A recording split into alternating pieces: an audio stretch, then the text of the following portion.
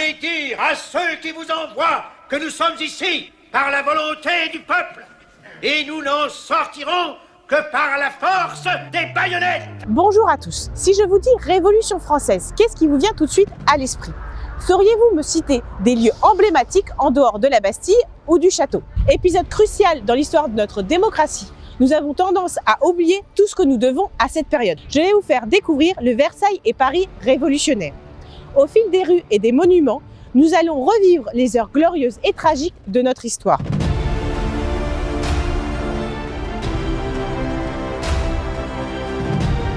Je suis Anaïs Grammatico, journaliste à Histoire Magazine. La Révolution française trouve son origine dans une profonde crise du régime. Politique d'abord, les idées des Lumières ont ébranlé la monarchie absolue.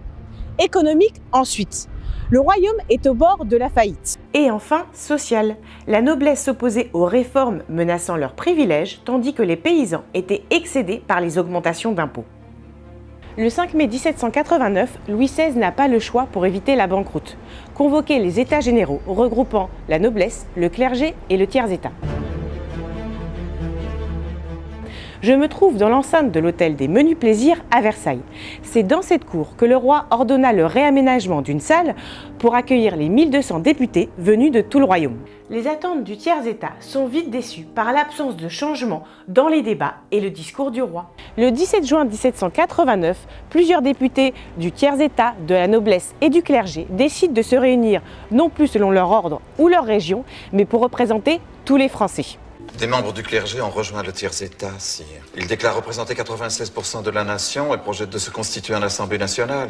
Alors qu'ils se rendent dans la salle, ils trouvent porte close. On nous empêche d'entrer, ordre du roi.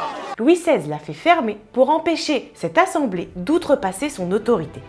C'est par une journée pluvieuse telle que celle-ci que les députés se réfugient ici à la salle du Jeu de Paume, non loin du château de Versailles. Le 20 juin 1789, ils prêtent serment. Ici et maintenant, de ne jamais nous séparer et de nous rassembler partout où les circonstances l'exigent jusqu'à ce que nous ayons donné à la France une constitution. Le but désormais n'est plus seulement d'éviter la banqueroute, mais de réformer une société jugée inégalitaire. Le royaume est profondément secoué par une série d'événements. Tout d'abord, le 11 juillet 1789, le renvoi du très populaire ministre des Finances, Jacques Necker, qui provoque l'indignation du peuple. Des troupes de mercenaires sont déployées, ce qui accroît les tensions. Le lendemain, la répression d'une manifestation à Paris fait beaucoup de blessés. C'est la goutte d'eau. Les Parisiens refusent de se soumettre plus longtemps à un pouvoir arbitraire.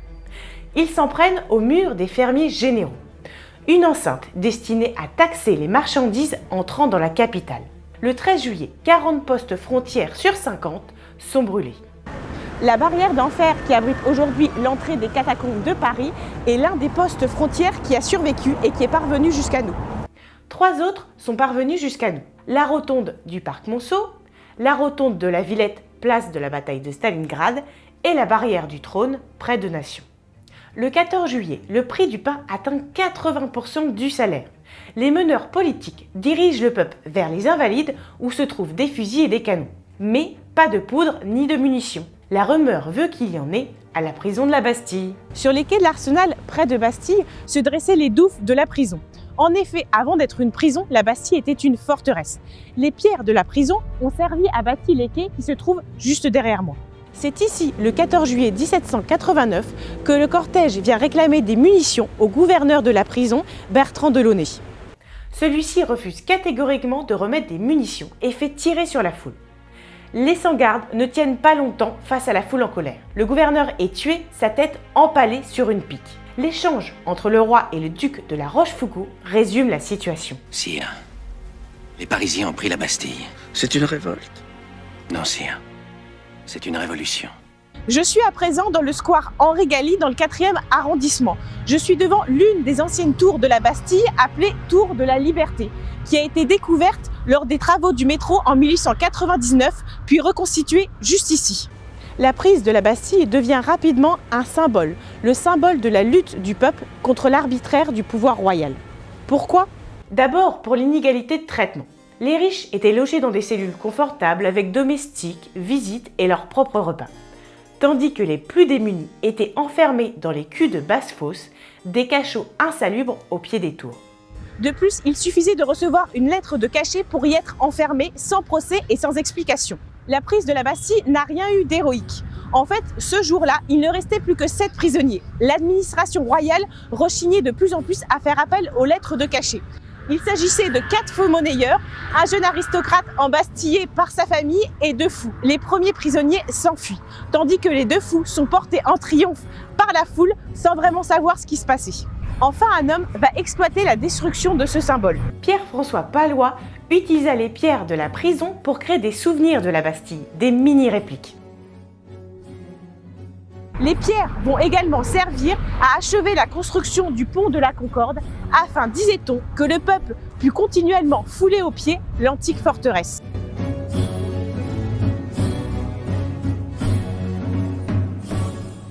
Influencés par les révoltes parisiennes, les paysans refusent de payer leurs impôts. Les députés sont divisés sur la marche à suivre, craignant des affrontements avec les seigneurs. Contre toute attente, ce sont 2 nobles de haute extraction qui vont proposer une solution. Le vicomte de Noailles et le duc d'Aiguillon persuadent l'Assemblée d'abolir les privilèges et les impôts seigneuriaux. Le 26 août, la Déclaration des droits de l'homme et du citoyen pose les bases d'un nouveau régime. Fruit des idées des Lumières, synthèse de la glorieuse Révolution anglaise, mais aussi de la Déclaration d'indépendance des États-Unis, c'est le marquis de Lafayette qui en fait la lecture dans cette salle des menus plaisirs. Au début de l'automne, Paris a toujours faim. On dit que le roi veut affamer le peuple pour faire taire la Révolution. Le 5 octobre, des milliers de Parisiennes se mettent en route pour Versailles pour réclamer du pain. Selon elles, avec la famille royale dans la capitale, le pain ne manquera plus. Le roi renonce à disperser les émeutiers et accepte même de recevoir une délégation de femmes. Votre Majesté, du pain. Du pain. Pain. Du pain. Mais vous aurez du pain. La foule est de plus en plus nombreuse et complique la protection de la famille royale. Elle parvient même à forcer les grilles du château. Dans la cour, au cri de « Le roi à Paris !» la famille royale doit suivre les Parisiens et quitter Versailles à tout jamais. Comme beaucoup d'autres plaques dans Paris, nous passons devant sans y prêter vraiment attention. Et pourtant, certaines cachent des histoires incroyables. C'est ici que se tenait la salle du manège qui a abrité l'Assemblée de 1789 à 1793. C'est dans cette salle que les députés ont pris l'habitude de s'installer en fonction de leur opinion politique. Ainsi, la division droite et gauche aujourd'hui provient du positionnement des députés anti-révolution à la droite du président de l'Assemblée et les autres à gauche. Nous sommes devant le pavillon Flore, l'un des bâtiments du musée du Louvre qui appartenait autrefois au palais des Tuileries, aujourd'hui disparu. C'est ici que la famille royale est amenée depuis Versailles. C'est aussi ici que débute la fuite de Varennes.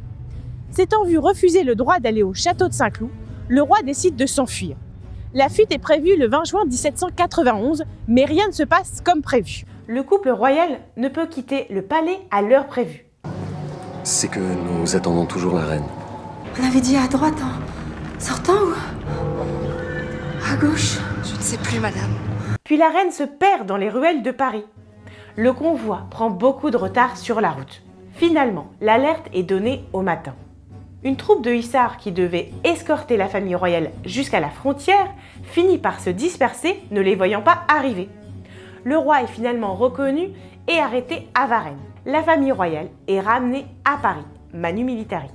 En voulant rejoindre les ennemis de la Révolution, les monarques étrangers qui combattent les armées révolutionnaires, le peuple a le sentiment d'avoir été trahi par son roi. Ces vétos incessants à l'Assemblée n'arrangent rien. Le 10 août 1792, des révolutionnaires parisiens envahissent le palais des Tuileries et massacrent les quelques gardes suisses qui assuraient la protection de la famille royale. Devant l'agitation de la rue, les députés finissent par voter la déposition du roi. Le 21 septembre 1792, la Convention nationale décrète l'abolition de la royauté. Nous sommes sur la place de la Concorde. Pourquoi ? Parce que ce fut l'un des emplacements de la guillotine entre 1789 et 1793. Une plaque rappelle son emplacement et 2 de ses plus célèbres victimes. D'où vient d'ailleurs ce nom de guillotine? Le docteur Guillotin milite dès 1789 pour que tous les Français meurent de la même manière et sans souffrance. En effet, les nobles étaient exécutés à la hache ou à l'épée, alors que plus vous descendiez dans la hiérarchie, plus la mort était lente et douloureuse. Le terme de guillotine a été inventé par un journaliste en représailles d'une altercation avec Guillotin à l'Assemblée. Depuis, le nom est resté. Le 21 janvier 1793, cette grande place a été choisie pour accueillir le maximum de personnes pour l'exécution de Louis XVI. 25 000 soldats sont déployés pour contenir la foule. Juste avant d'être installé, le roi se dérobe à son bourreau et s'adresse à la foule. Je meurs, innocent de tous les crimes dont on m'accuse. Je pardonne à ceux qui sont coupables de ma mort. Et je prie Dieu pour que le sang que vous allez répandre ne retombe jamais sur la France. Selon le journal Le Moniteur universel, les tambours auraient couvert l'allocution du roi. À 10h24, tout est terminé. La tête du roi est brandie devant une foule hystérique.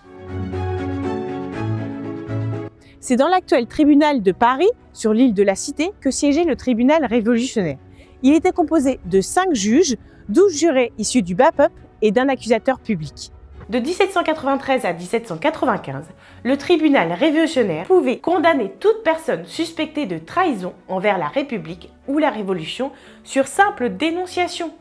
Plus de 4000 personnes y ont été jugées. En seulement 17 mois, Antoine Fouquier-Tinville, l'un des accusateurs publics les plus connus de la Révolution, a envoyé à lui seul 2000 individus à la guillotine. Son réquisitoire le plus célèbre fut celui contre Marie-Antoinette, le 16 octobre 1793. Déjà à Versailles, la reine cristallisait la frustration d'un peuple accablé par les impôts et la famine. Perçue comme frivole et dépensière, elle devint le bouc émissaire de la monarchie. Son procès dura 20 heures. Fouquier-Tinville l'accusa d'avoir pactisé avec les puissances européennes, ennemies de la Révolution, d'affamer le peuple et enfin d'inceste. À cette dernière accusation, la reine se lève et proclame « J'en appelle à toutes les mères qui sont présentes ici !» C'en est en effet trop pour cette femme qu'on aurait pu qualifier aujourd'hui de maman poule, qui surnommait son fils Chou d'amour et qui avait même envisagé d'allaiter. Mais rien n'y fait, elle est déclarée coupable et sera guillotinée le même jour. Dans l'actuel Saint-Germain-des-Prés vivaient les grands noms de la Révolution française, Marat, Danton ou encore Desmoulins. À l'emplacement de sa statue se trouvait l'immeuble de Danton. Ce quartier plaisait car il foisonnait de cafés littéraires, espace propice au débat politique. Le 13 juillet 1793, une révolutionnaire modérée, Charlotte Corday, assassine le journaliste Jean-Paul Marat dans son appartement qui était situé près de l'actuelle faculté de médecine. Au juge, elle dira « J'ai tué un homme pour en sauver 1000 ». Partisan d'une révolution radicale, en effet, à chacun de ces articles, des têtes tombaient. Il faut dire qu'au plus fort de la Révolution française, un simple « bien le bonjour monsieur » au lieu de « bien le bonjour citoyen » suffisait à vous faire guillotiner. Nous sommes à présent devant le Café Procope. Cet établissement, autrefois très prisé des philosophes des Lumières, devient le QG des grands noms de la Révolution et l'un des premiers restaurants de Paris. Avec la fuite des nobles à l'étranger, les chefs cuisiniers se retrouvent sans emploi. Ils lancent alors un nouveau concept, le restaurant, où l'on pouvait choisir parmi une variété de plats à la carte et non plus seulement un seul plat comme c'était le cas dans les tavernes médiévales. Les révolutionnaires y venaient pour manger bien sûr, mais aussi débattre après les séances à l'Assemblée. C'est ici que le bonnet phrygien a été brandi pour la première fois ou que le cercueil de Marat a été déposé avant son arrivée au Panthéon. Dans ce salon, Marat rédigeait ses articles avant que sa maladie, une sorte d'eczéma, l'oblige à rester dans sa baignoire remplie de soufre. À la fenêtre, on voit encore une cloche qui servait à avertir le commis que son article était prêt à être envoyé à l'imprimerie située juste en face. Une plaque rappelle d'ailleurs que dans cette rue, on avait d'un côté le citoyen qui réclamait des têtes, Marat, et de l'autre, celui qui a rendu cela possible. En effet, c'est au numéro 9 qu'un charpentier, M. Schmitt, a conçu la première guillotine. Il l'aurait même testée sur des moutons. En 1793, Robespierre et le comité de salut public suspendent la Constitution et encouragent la délation, instaurant un climat de peur, accentué par les guerres avec les monarchies européennes et les révoltes internes. Les historiens s'accordent sur le chiffre de 17 000 personnes guillotinées entre 1793 et 1794. Tout le monde était susceptible d'y passer. Le 26 juillet 1794, après avoir annoncé une nouvelle vague d'exécutions, les députés crient à la tyrannie. Robespierre se réfugie à l'hôtel de ville, bientôt suivi des troupes loyales à l'Assemblée, venues l'arrêter, lui et ses partisans. Deux d'entre eux décident de se tirer une balle. Le frère de Robespierre se blesse les jambes gravement en sautant d'une fenêtre. Puis on entend un coup de feu. Touché par une balle, Robespierre est retrouvé la mâchoire détachée. On lui noue un bandage pour la faire tenir jusqu'à son exécution le lendemain. C'est ainsi que la terreur prend fin, mais il faudra près d'un siècle pour que la Révolution française se termine. J'espère que cette balade dans le Versailles et Paris révolutionnaire vous a plu. N'hésitez pas à partager la vidéo et à me faire part de vos commentaires. On se retrouve très bientôt pour de nouvelles découvertes.